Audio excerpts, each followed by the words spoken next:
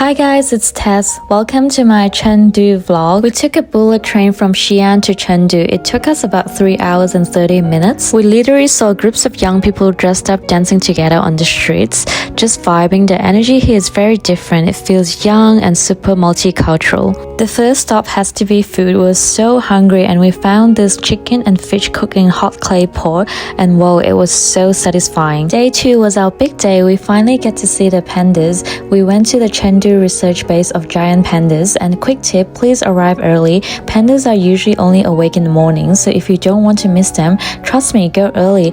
We arrived at 7 a.m. and the line was already full of people. We stayed near Trendy road, took a ditty, and it took us around 30 minutes to get here. And this is the first panda we saw. There are 6 panda villas, so we followed the map and tried to see as many as possible. The whole place is so peaceful, beautiful walk, fresh air. Honestly, one of my favorite part of the trip. You can get surprisingly close to the pandas, and yes, I even caught one pooping, so please enjoy the moment. And you definitely don't want to miss the red pandas, which are endangered. We got super lucky because it was their meal time, so we had an amazing view. They are much smaller than giant pandas and just so cute.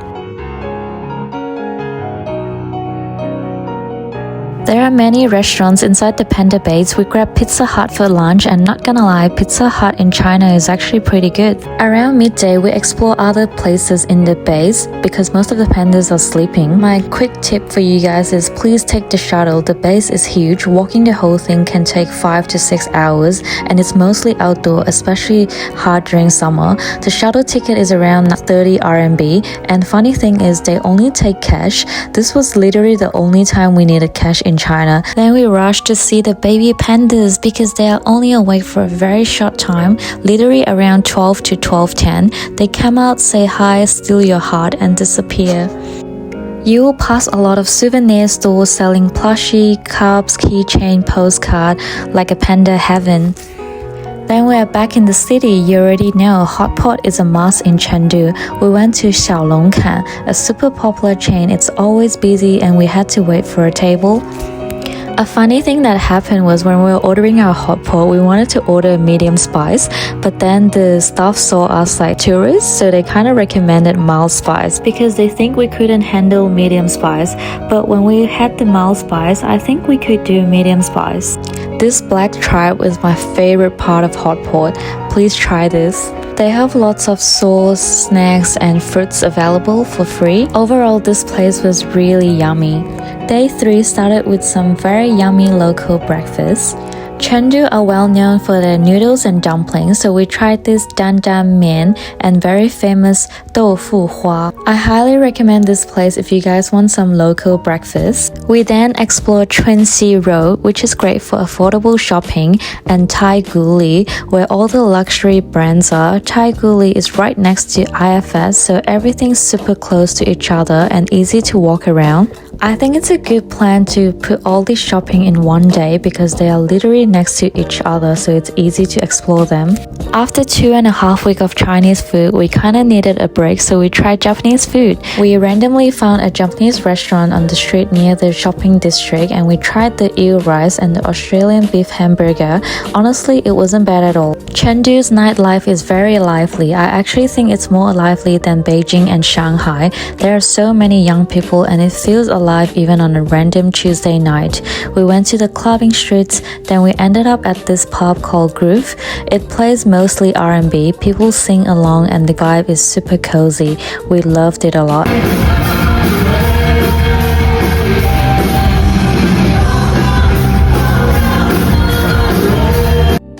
Day 4 started with more local breakfast again at Wuming Baozi, famous for their buns. All their buns are freshly made and baked on the day. You can even smell the bun before you enter the shop. It was so satisfying. We ordered a bunch of buns and soy milk. The whole meal was only 40 RMB for 4 people. That was insane value. Then we headed to the KuanZhai Alley, which is a very famous tourist spot as well. They are known for their wide alley and narrow alley. We visited the Wide Alley first. There were lots of people there. It mainly consists of food stores, local food, street foods that you can find for Chengdu, and like a lot of cultural stuff that you can learn about and souvenirs that you can buy.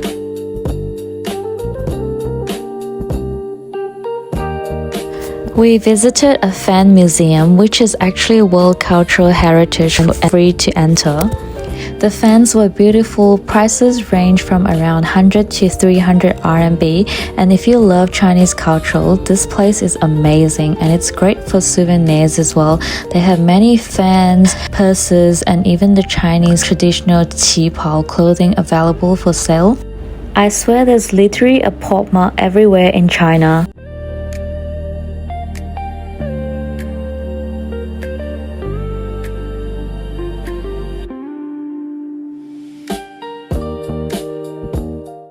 Then we headed to the KuanZhai Alley, which is right next to the Wide Alley. It is known as the Narrow Alley. There's definitely more food store in Narrow Alley compared to Wide Alley. It's very interesting to see the contrast of the Wide and Narrow Alley. Then we headed to Jinli, which is not too far away from the KuanZhai Alley. It is also a famous tourist spot full of culture. This is a place where you can find great souvenirs, cultural architecture, and local snacks. Most places allow you to try the food before you buy, which is great.